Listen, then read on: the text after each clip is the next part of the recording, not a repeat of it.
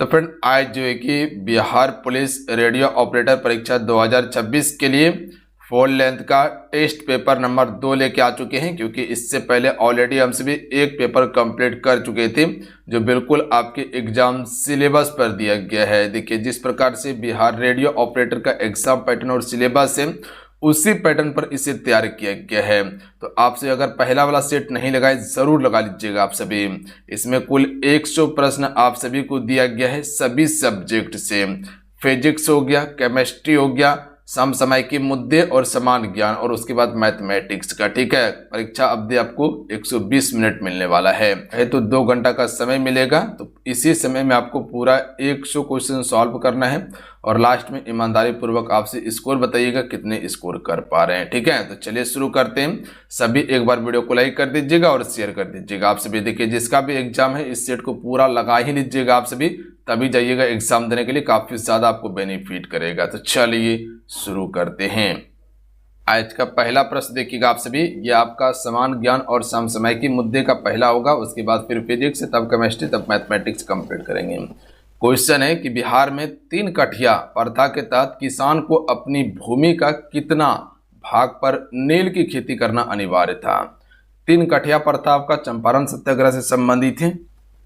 देखिए ऐसा ही प्रश्न आपके पेपर में आएगा। ठीक है, और हर क्वेश्चन के लिए हम आपको 5 से 6 सेकंड का समय देंगे। इतने समय में आपसे अपना आंसर एक कॉपी में नोट कर लीजिएगा आप सभी। देखिए आपसे को बोले थे कि कुल 3 प्रैक्टिस सेट हम आपको प्रोवाइड करने वाले हैं जो फुल लेंथ का। पहला वाला हो चुका था, उसके बाद आज दूसरा है, और एक दिन एग्जाम से पहले और आपको सेट मिलने वाला है। 3 सेट लगा के चल जाइएगा, रामबाण साबित होने वाला है आपके लिए। तो इसका राइट आंसर क्या हो जाएगा, 3/20। ध्यान रखिएगा, यानी कि 20 कट्ठा जमीन में 3 गट्ठा पर खेती करना अनिवार्य था। नील का ध्यान रखिएगा आप सभी। इसी कारण से 1917 में चंपारण सत्याग्रह होता है, याद रखिएगा आप सभी। चलिए क्वेश्चन में 2 का राइट आंसर कीजिएगा आप सभी। 2 है कि 1932 में पुना पैक्ट पर महात्मा गांधी की ओर से यरबदा जेल में किसने हस्ताक्षर किए थे। पुना पैक्ट कब हुआ था, 1932 में हुआ था। कहां पर, यरबदा जेल में हुआ था। और यहाँ पर महात्मा गांधी जी की ओर से बात किया जा रहा है कि किसने हस्ताक्षर किए थे। उस समय महात्मा गांधी जी उपवास पर था, महात्मा गांधी जी वहां पर मौजूद नहीं थे। तो याद रखिएगा ये आपका किया था पंडित मदन मोहन मालवीय ने। जो भी ऑप्शन में बी की तरफ जा रहे हैं बिल्कुल सही है, आंसर मैच कर लीजिएगा आप सभी। ठीक है, पुना पैक्ट किसके किसके बीच में हुआ था, तो गांधी जी और अंबेडकर जी के बीच में हुआ था, बट गांधी जी इस समय नहीं था। पंडित मदन मोहन मालवीय ने हस्ताक्षर किया था, ध्यान रखिएगा आप सभी, इसी के साथ में हुआ था। अगला क्वेश्चन है कि तीस्ता नदी ब्रह्मपुत्र से मिलने से पहले भारतीय राज्य से होकर बहती है। तो तीस्ता नदी जो है ब्रह्मपुत्र में मिलने से पहले ये किस राज्य से होकर बहती है, भारत में। तो सिक्किम और पश्चिम बंगाल में। याद रखिएगा आप सभी, ऑप्शन में बी करेक्ट आंसर होगा, ध्यान रखेंगे आप सभी। तीस्ता नदी सिक्किम के चोलामू झील से निकलती है, यह चीज को ध्यान रखिएगा। उसके बाद पश्चिम बंगाल के दार्जिलिंग और जलपाईगुड़ी होते हुए बांग्लादेश में यमुना में यानी कि ब्रह्मपुत्र में प्रवेश कर जाती है। चलिए अगला क्वेश्चन देखिए, भारत का एकमात्र कीचड़ ज्वालामुखी जिसे स्थानीय भाषा में जलकी कहा जाता है, ये कहाँ पर स्थित है। देखिए कीचड़ ज्वालामुखी की बात किया गया है, जिसे स्थानीय भाषा में जलकी कहते हैं, कहाँ पर स्थित है। चलिए क्वेश्चन 4 का राइट आंसर कीजिएगा। ये जितने भी मेरे साथ में जुड़े हुए हैं सभी एक बार सेशन को दिल से लाइक करके शेयर कर दीजिएगा। देखिए क्लास तो कर लेते हैं पर क्लास को लाइक नहीं करते, गलत बात है। लाइक जरूर कर दिया कीजिए, आप ही के लिए मेहनत कर रहे। ठीक है, अगर आपको लगता है कि सर मेरे लिए मेहनत किया, एफर्ट लगाए ना, तो एक लाइक करके शेयर अपने दोस्तों में जरूर कीजिएगा। देखिए जो भी तैयारी कर रहा है आपके साथ में ना, तो बिल्कुल आप सभी उसको शेयर कर दीजिए। देखिए लेवल में लाइए, देखिए उसका तैयारी कितना है, आपका तैयारी कितना है। ठीक है, पता चलेगा वो कितना स्कोर कर रहा है, आप कितना स्कोर कर रहे हैं, पता चलेगा, अंतर चलेगा। ठीक है, तो जरूर आपसे इसे शेयर कीजिएगा अपने दोस्तों में। तो देखिए कीचड़ ज्वालामुखी जिसे जलकी कहा जाता है, ये वाराटांग द्वीप पर अंडमान में स्थित है, ध्यान रखिएगा आप सभी। और ये एकमात्र भारत का ऐसा स्थान है जहां सक्रिय मंड ज्वालामुखी यानी कि कह सकते हैं कि कीचड़ उगलने वाला छेद है, ध्यान रखिएगा आप सभी। बात समझे, कीचड़ उगलने वाला क्षेत्र है, कीचड़ उगलने वाला छिद्र है। अगला क्वेश्चन है कि भारत के किस राज्य में लोकटक झील स्थित है जिसमें दुनिया का एकमात्र तैरता हुआ राष्ट्रीय उद्यान है। चलिए क्वेश्चन 5 पर ध्यान दीजिए। तो यह आपका मणिपुर में है, याद रखिएगा आप सभी। और यहीं पर आपका कीबुल लामजाओ राष्ट्रीय उद्यान स्थित है। चलिए अगला क्वेश्चन है कि मौलिक कर्तव्य किस संविधान संशोधन द्वारा जोड़ा गया था। देखिए मौलिक कर्तव्य की बात किया जाए तो ये आपका 42वां संविधान संशोधन 1976 में जोड़ा गया था। याद रखिएगा आप सभी, सरदार स्वर्ण सिंह समिति की सिफारिश पर जोड़ा गया था। अच्छा, पहले 10 मौलिक कर्तव्य था ना, अभी कितना है 11 मौलिक कर्तव्य है। ये चीज को याद रखिएगा आप सभी, बात समझे। मौलिक कर्तव्य संविधान के भाग किसमें है, 4 का अनुच्छेद 51 का में रखा गया है। याद रखिएगा आप सभी, लिया गया है रूस के संविधान से। इतना सा चीज याद रखिएगा। अगला है कि ब्रिटिश भारत के किस गवर्नर जनरल ने व्यवगत सिद्धांत यानी कि हड़प नीति के तहत सबसे पहले किस राज्य को विलय किया था इसने, यानी कि हड़पा था। हड़प नीति तो वही था ना कि कोई शासन का आरोप लगाकर हड़प लेना, तो सबसे पहले सतारा को हड़पा था, ध्यान रखिएगा, जो महाराष्ट्र में पड़ता है। और ये कब हड़पा था, 1848 ईस्वी में। याद रखिएगा आप सभी। झांसी को 1853 में विलय किया था। अगला क्वेश्चन है कि बिहार का एकमात्र राष्ट्रीय उद्यान वाल्मीकि राष्ट्रीय उद्यान किस प्रशासनिक प्रमंडल यानी कि डिवीजन के अंतर्गत आता है। देखिए वाल्मीकि राष्ट्रीय उद्यान पता है सभी को कि ये पश्चिमी चंपारण में है, बट ये किस प्रशासनिक मंडल के अंतर्गत आता है, तो याद रखिएगा तिरहुत मंडल के अंतर्गत आता है। ऑप्शन में ए की तरफ यहां जा सकते थे आप सभी, ठीक है, याद रहेगा क्या आप सभी को। अगला क्वेश्चन है कि राजा राम मोहन राय द्वारा स्थापित आत्मीय सभा जो 1815 में स्थापित किया गया था, मुख्य वैचारिक उद्देश्य क्या था इसका, आत्मीय सभा का। तो इसका राइट आंसर होगा ऑप्शन में बी, एकेश्वरवाद यानी कि एक ईश्वर की पूजा करने का प्रचार किया गया था। ध्यान रखिएगा, आत्मीय सभा के अंतर्गत। अगला क्वेश्चन है कि बिहार से झारखंड के अलग होने के बाद बिहार विधानसभा में सीटों की संख्या 324 से घटकर कितनी रह गई थी। यहां पर 324 से घटकर यहां पर पूछा गया है, तो याद रखिएगा आप सभी 243 सीट रह गई थी और 81 सीट झारखंड को मिला था। तो ऑप्शन नंबर ए की तरफ यहां जा सकते थे आप सभी, ठीक है, ए की तरफ यहां पर जा सकते थे। अगला क्वेश्चन है कि भारत में किस भौतिक प्रदेश में केरवा नामक उपजाऊ कछारी मिट्टी परतें पाई जाती है जिसे केसर की खेती के लिए प्रसिद्ध हैं। देखिए यहाँ पर केरवा नामक एक कछारी उपजाऊ मिट्टी पाई जाती है जो केसर की खेती के लिए प्रसिद्ध है। तो ये किस क्षेत्र में आपको देखने के लिए मिलता है, तो सबसे पहले पता होना चाहिए केसर आपको जम्मू कश्मीर वाला क्षेत्र में देखने के लिए मिलता है। तो ये आपका जम्मू कश्मीर या जम्मू कश्मीर हिमालयन वाला क्षेत्र में ही आपको ये वाला मिट्टी देखने के लिए मिलता है, केरवा। याद रखिएगा, तो बी वाला करेक्ट आंसर होगा, ठीक है, याद रहेगा क्या आप सभी को। अगला है भारतीय संविधान का कौन सा अनुच्छेद समानता के अधिकार से संबंधित है। देखिए इससे पहले वाला पेपर जो था फुल लेंथ का, अगर नहीं लगाएं जरूर लगा लीजिएगा, लिंक डिस्क्रिप्शन में दिए हैं। इसके अलावा फिजिक्स का स्पेशल ध्यान रखिएगा 25 क्वेश्चन का एक सेट प्रोवाइड किए थे जो बिल्कुल आपके एग्जाम पैटर्न था। अगर उसे भी नहीं लगाएं तो जरूर लगा लीजिएगा, और जल्द ही केमिस्ट्री वाला भी आ जाएगा, ठीक है, तो उसे भी देख लीजिएगा आप सभी, हो सकता है कल केमिस्ट्री वाला आ जाए। तो आज का ये पूरा सेट लगाइएगा, लास्ट में स्कोर बताइएगा। जो कल वाला जो सेट हुआ था, सॉरी परसों ही सेट दिए थे ये वाला पहला नंबर फुल लेंथ का, उसको जाके लगा लीजिएगा आप सभी। और कल आप सबको फिजिक्स का स्पेशल सेट दिए थे। तो यहाँ पर समानता के अधिकार से संबंधित प्रश्न पूछा गया है। तो अनुच्छेद 14 से लेकर 18 तक जो है ये आपका समानता के अधिकार की बात करता है। तो ऑप्शन नंबर क्या हो जाएगा, ए राइट आंसर होगा। अच्छा, मौलिक अधिकार जो आपको दिया गया था 6, ये किस आर्टिकल में है, अनुच्छेद 19 में ही, ध्यान रखिएगा आप सभी। अगला क्वेश्चन है कि भारतीय संविधान के किस अनुच्छेद के तहत राज्य में पुलिस और कानून व्यवस्था को राज्य सूची का विषय बना दिया गया है। तो देखिए राज्य सूची का विषय बनाया गया था 7वीं अनुसूची में। 7वीं अनुसूची में ही आपको सूची का उल्लेख देखने के लिए मिलता है, समवर्ती सूची। अगला है कि बिहार की कौन सी जल विद्युत परियोजना सबसे पुरानी और सोन नदी प्रणाली पर बनाई गई है। राइट आंसर होगा डिहरी जल विद्युत परियोजना। याद रखिएगा ये सोन नदी पर बनाई गई है।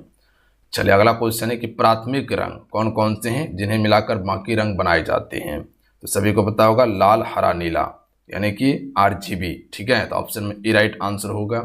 अगला क्वेश्चन है कि भारतीय संविधान की प्रस्तावना के संबंध में निम्नलिखित कथनों पर विचार कीजिए।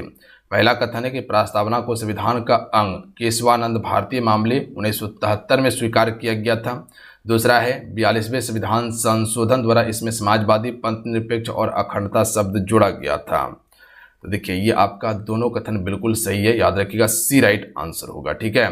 कि प्रस्तावना को संविधान का अंग केशवानंद भारतीय मामले 1973 में स्वीकार किया गया, सही था। और 42वां संविधान संशोधन ही द्वारा आपका प्रस्तावना में समाजवादी, पंथनिरपेक्ष और अखंडता शब्द जोड़ा गया था। भारतीय राष्ट्रीय कांग्रेस का 1922 गया अधिवेशन की अध्यक्षता किसने की थी?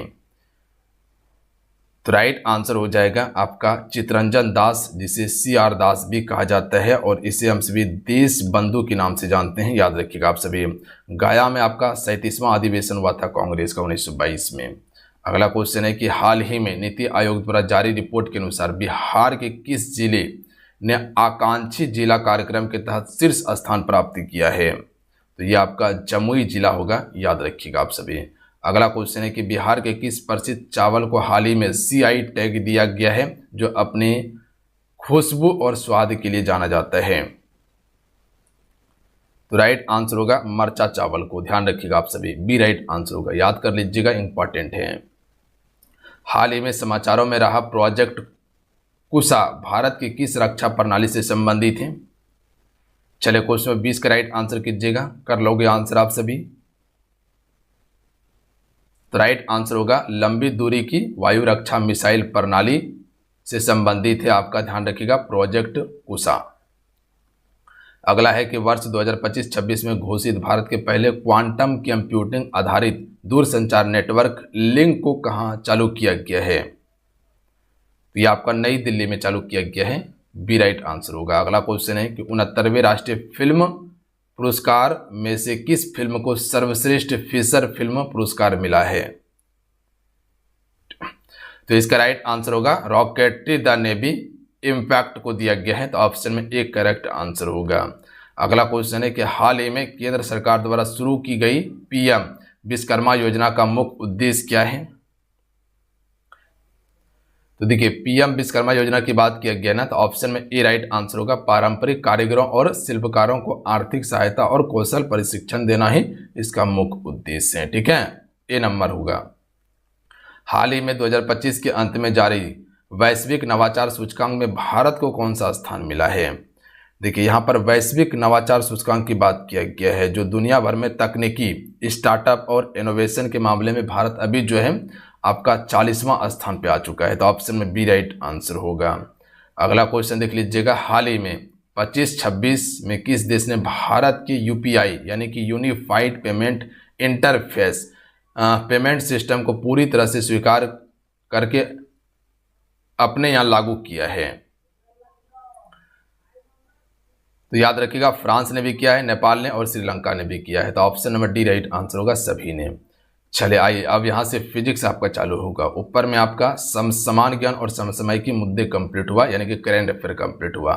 अब यहाँ से आपका फिजिक्स चालू होगा। क्वेश्चन है कि किसी चालक तार का प्रतिरोध उसकी लंबाई बढ़ने पर किस प्रकार का बदलाव होगा?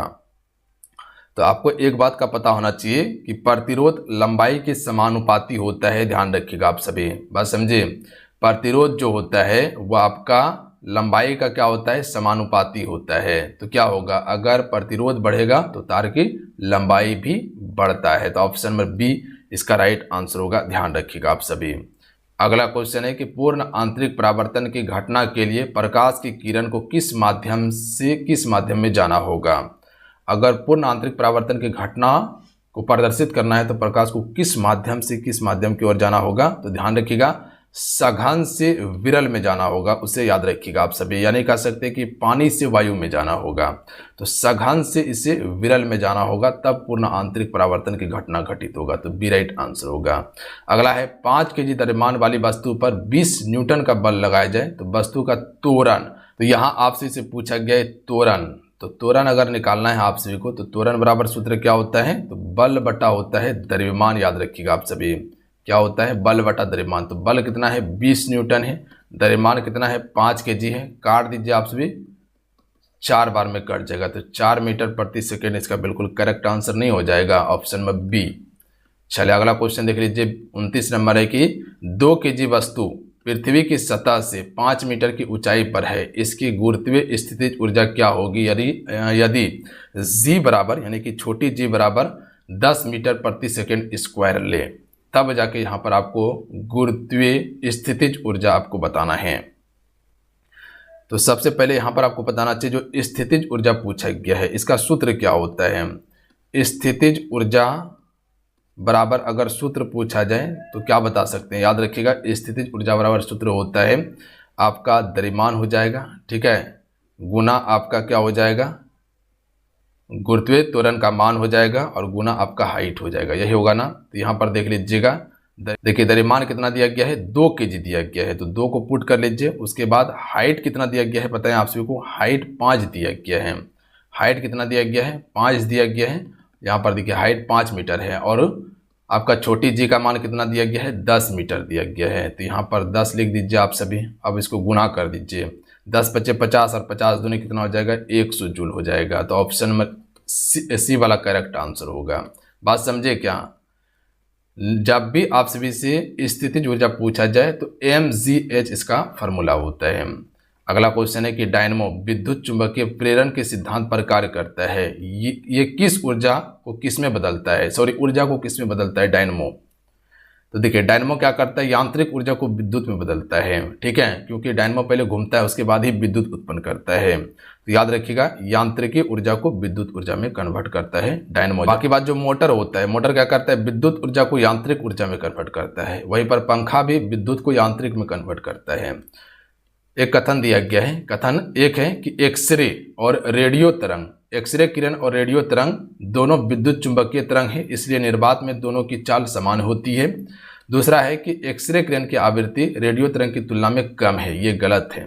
रेडियो तरंग की तुलना में एक्सरे किरण की आवृत्ति कम नहीं है, ध्यान रखिएगा, आपसे अधिक है। बाकी बात को कथन नंबर 1 सही है कि एक्सरे किरण और रेडियो तरंग दोनों विद्युत चुंबकीय तरंग है, इसलिए निर्वात में चाल इसका सही होता है। तो केवल एक कथन इसका सही है।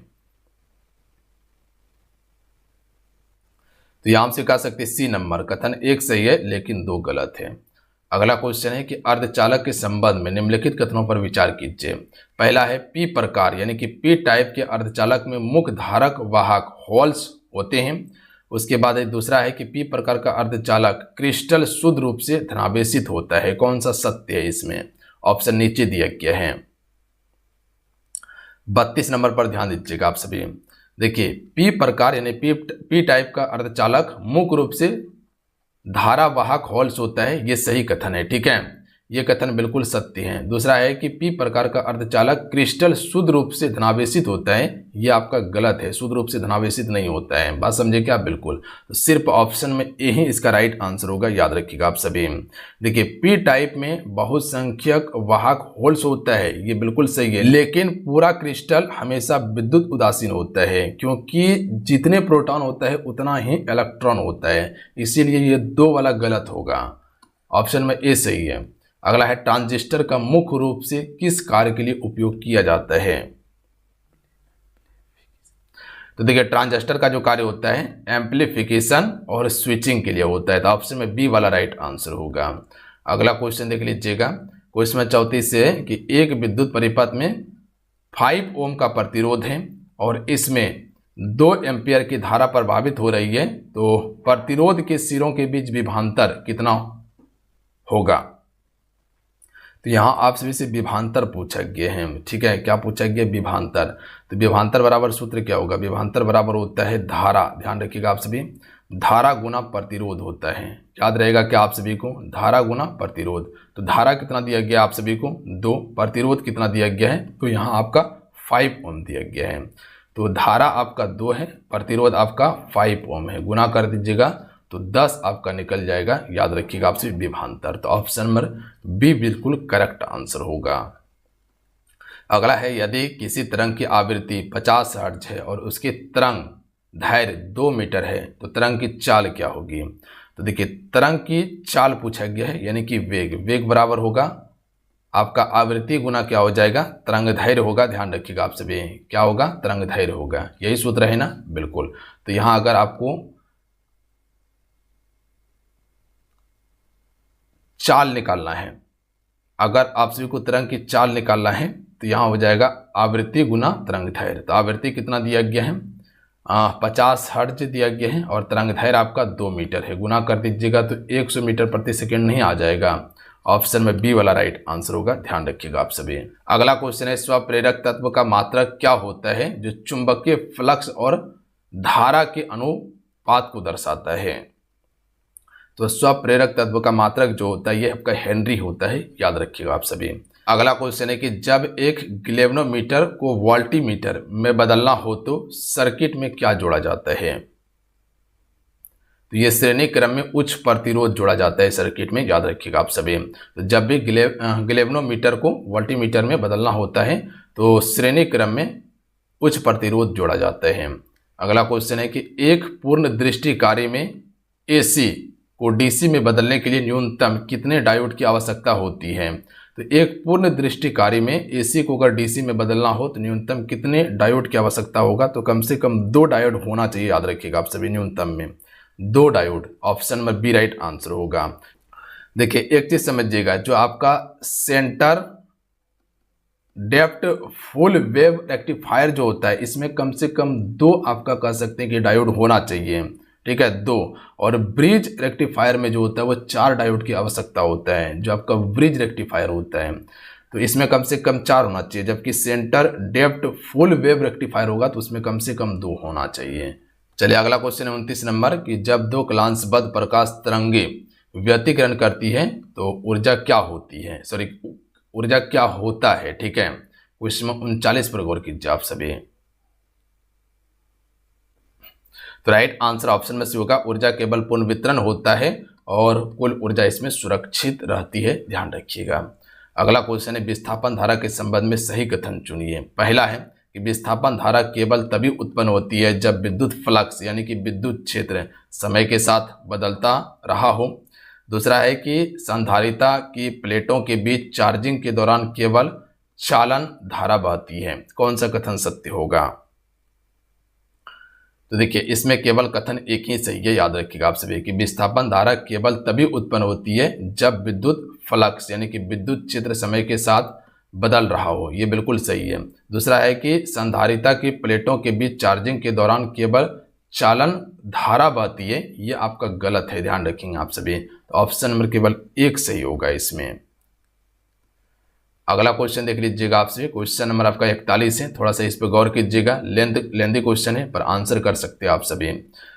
ईमानदारी पूर्वक पढ़िए पहले, ध्यान पूर्वक। ट्रांसफार्मर का उपयोग केवल प्रत्यावर्ती धारा यानी कि AC के वोल्टेज को बदलने के लिए किया जा सकता है, दृष्ट धारा के लिए नहीं, यानी कि DC के लिए नहीं कर सकते हैं ट्रांसफार्मर का उपयोग। तो ये बिल्कुल सही कथन है कि ट्रांसफार्मर का उपयोग हमेशा AC यानी कि AC वाला जो वोल्टेज होता है उसी को बदलने के लिए प्रयोग करते हैं, ना कि DC वाला को। तो ये कथन तो बिल्कुल सत्य है, इसमें कहीं कोई शक वाली बात नहीं है। बात समझे क्या।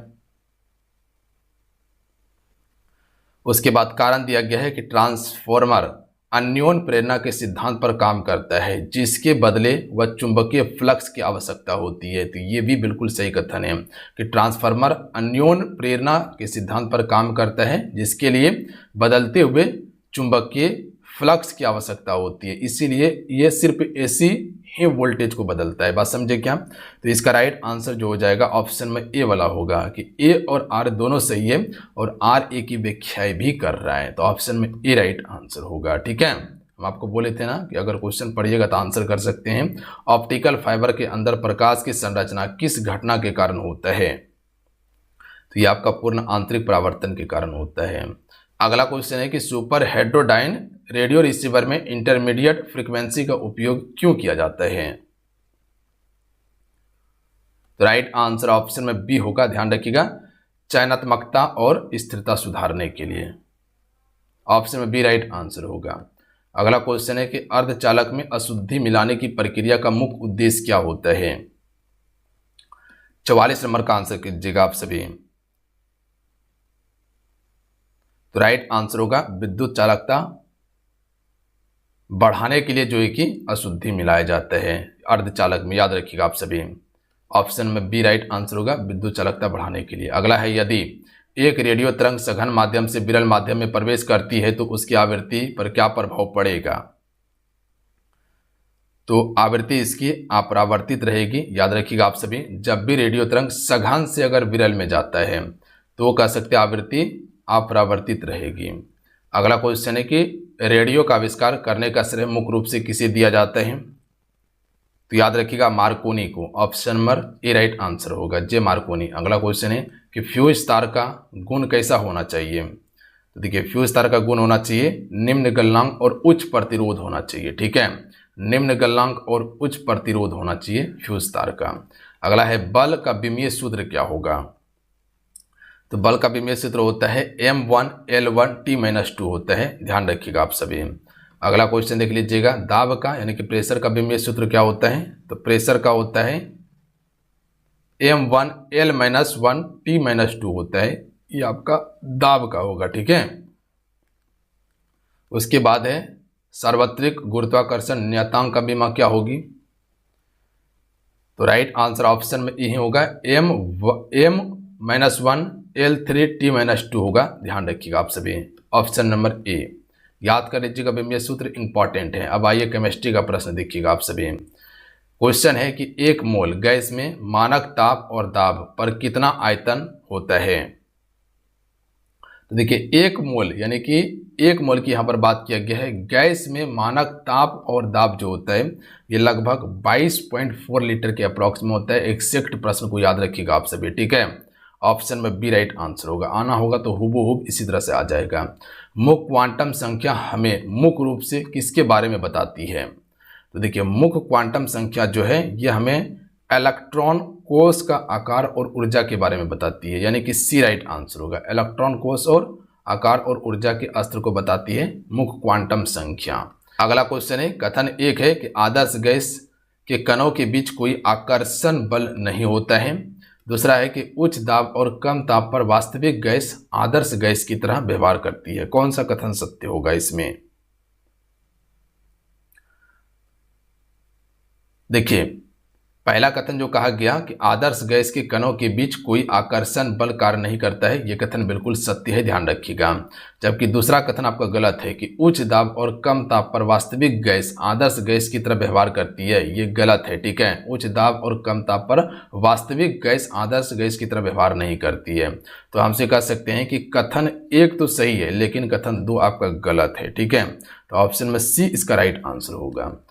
अगला क्वेश्चन है कि एक क्रिस्टलीय ठोस में शॉटकी दोष पाया जाता है तो उसके घनत्व पर क्या प्रभाव पड़ेगा? चलिए 54 नंबर पर ध्यान दीजिएगा आप सभी। तो अगर शॉटकी दोष पाया जा रहा है तो यहाँ पर घनत्व पर जो प्रभाव पड़ेगा, घनत्व घट जाता है। याद रखिएगा आप सभी, क्या होगा? घनत्व घट जाएगा। अगला क्वेश्चन है, ऊष्मागतिकी के प्रथम नियम को गणितीय रूप में कैसे व्यक्त किया जा सकता है? 55 नंबर का राइट आंसर कीजिएगा आप सभी। तो कर सकते हैं इस क्वेश्चन का आंसर, याद है क्या? देखिए ऑप्शन में ए वाला याद रखिएगा आप सभी। ठीक है, चलिए अगला क्वेश्चन है कि शुद्ध जल पीएच मान 7 होता है, यदि इसमें थोड़ा अम्लीय बफर मिला दिया जाए तो पीएच मान पर क्या प्रभाव पड़ेगा? तो शुद्ध जल का पीएच मान 7 यानी कि उदासीन होता है। अगर इसमें थोड़ा अम्लीय बफर मिला दिया जाए तो क्या प्रभाव पड़ेगा? तो राइट आंसर ऑप्शन में बी हो जाएगा, पीएच मान में कोई उल्लेखनीय परिवर्तन नहीं होगा। ठीक है, कोई भी परिवर्तन देखने के लिए नहीं मिलेगा इसमें। अगला क्वेश्चन है कि आवर्त सारणी में बाएं से दाएं जाने पर तत्व की विद्युत ऋणात्मकता पर क्या प्रभाव पड़ेगा? तो ये बढ़ेगा, याद रखिएगा आप सभी। विद्युत ऋणात्मकता पर प्रभाव पड़ने की बात किया जाए तो ये आपका बढ़ती जाएगा, अगर बाएं से दाएं की ओर जाए तो बढ़ती है। अगला क्वेश्चन है, कथन है अमोनिया यानी कि NH3 अणु की ज्यामिति पिरामिड होती है। दूसरा कथन है कि NH3 में नाइट्रोजन परमाणु पर एक एकांकी इलेक्ट्रॉन युग्म उपस्थित होते हैं। कौन सा कथन इसमें सत्य है? देखिए इसका राइट आंसर ऑप्शन में ए हो जाएगा। 1 और 2 दोनों कथन सही है और 2A की व्याख्या भी कर रहा है कि अमोनिया अणु की ज्यामिति पिरामिड होती है, सही है। और उसके बाद जो है कि अमोनिया में नाइट्रोजन परमाणु पर एक एकांकी इलेक्ट्रॉन युग्म उपस्थित होता है। ठीक है, चलिए अगला है, निम्नलिखित में से किसे लाफिंग गैस कहा जाता है और इसका रासायनिक सूत्र क्या है? देखिए लाफिंग गैस मतलब हंसाने वाला gas, nitrous oxide N2O। Option number C right answer होगा। अगला क्वेश्चन है कि संक्रमण तत्व आवर्त सारणी के किस ब्लॉक में आता है? जो संक्रमण तत्व है तो इसे डी ब्लॉक में रखा गया है, याद रखिएगा आप सभी। संक्रमण तत्व को डी ब्लॉक में। अगला क्वेश्चन है कि जटिल यौगिक, एक सूत्र दिया गया है, इसमें CO कोबाल्ट CO की उप संयोजन संख्या पूछा गया है, संख्या क्या होगा? तो इसमें आपका कोबाल्ट की उप संयोजन की संख्या 6 होती है, ध्यान रखिएगा आप सभी। कितनी? 6 होती है, याद रखिएगा आप सभी। अगला क्वेश्चन है कि कार्बनिक यौगिक में समावयवता का अर्थ क्या है?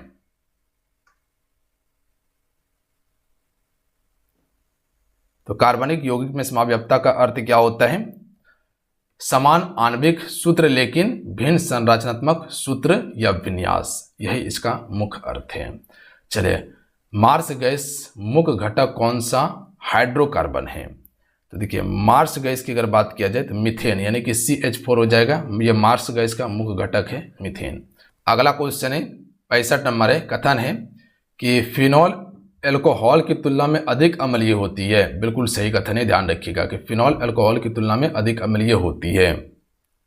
दूसरा है कि फिनॉक्साइड आयन अनुनाद के कारण एथॉक्साइड आयन से अधिक अस्थायी होता है। तो ये भी सही कथन है कि फिनॉक्साइड जो होता है आयन अनुनाद के कारण एथॉक्साइड आयन से अधिक होता है। तो ये भी कथन बिल्कुल सत्य है। तो ऑप्शन में ए ही इसका सही होगा। अगला क्वेश्चन है निम्नलिखित में से कौन सा कार्बोहाइड्रेट दूध में पाया जाता है जिससे दूध शर्करा भी कहते हैं? तो लैक्टोज पाया जाता है, पता है आप सभी को, दूध में।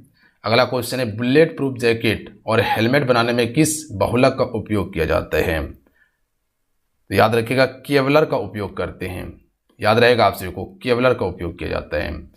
अगला क्वेश्चन है कि पेट की अम्लता को दूर करने के लिए एंटासिड के रूप में किसका व्यापक उपयोग किया जाता है? तो इसका राइट आंसर होगा मैग्नीशियम हाइड्रोक्साइड का उपयोग करते हैं। ठीक है, ऑप्शन में बी राइट आंसर होगा। चलिए, अगला क्वेश्चन है कि वैश्विक तापमान के लिए मुख्य रूप से जिम्मेदार ग्रीन हाउस गैस कौन सी है?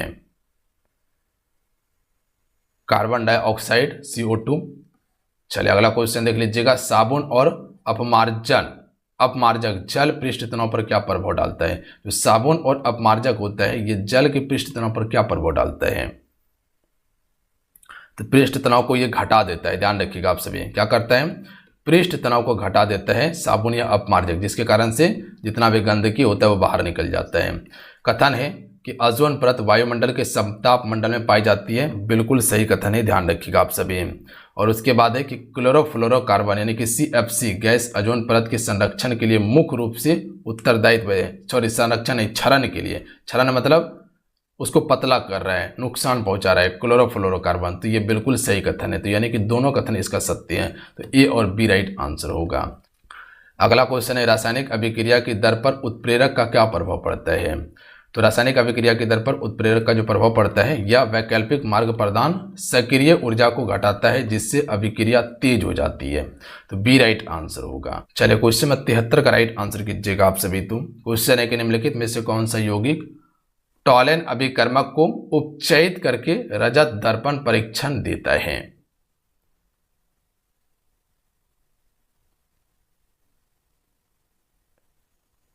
तो ये कौन देता है? एल्डिहाइड, याद रखिएगा आप सभी। बी राइट आंसर होगा। अगला क्वेश्चन है निम्नलिखित में से कौन सा तत्व सबसे अधिक विद्युत ऋणात्मकता है? देखिए, सबसे अधिक विद्युत ऋणात्मकता जो है यह आपका फ्लोरीन का है। बी राइट आंसर होगा।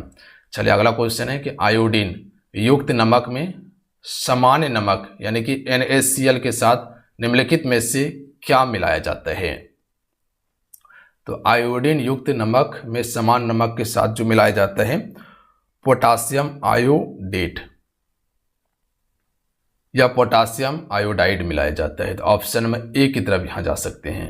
ठीक है, ऑप्शन में ए राइट आंसर होगा। तो यहां से आपका केमिस्ट्री का सेक्शन कंप्लीट हो गया। ठीक है, अब यहाँ से आप सभी का मैथ का सेक्शन चालू हो रहा है जो कि कुल 25 क्वेश्चन मैथ कराने वाला है। तो ये सेक्शन आपसे बना लीजिएगा और लास्ट में पूरा स्कोर बताइएगा आप सभी। ठीक है, तो पूरा 25, उधर आपका 75 हो गया और इधर आपका 25 हो जाएगा। तो कुल 100 प्रश्न हो जाएगा क्योंकि 25 क्वेश्चन आपका मैथमेटिक्स से प्रश्न पूछा जाएगा। देखिए, आंसर के साथ में आपको सारा चीज़ हम दे दिए हैं। तो वीडियो को पॉज कर लीजिए, उसके बाद इसको बनाइएगा आप सभी। ठीक है, सभी तरह का प्रश्न हम आपको दे दिए हैं।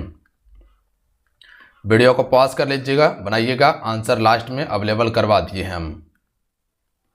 ठीक है, ये वाला यहां पर देखिए 11 नंबर कथन आधारित प्रश्न है ये आपका।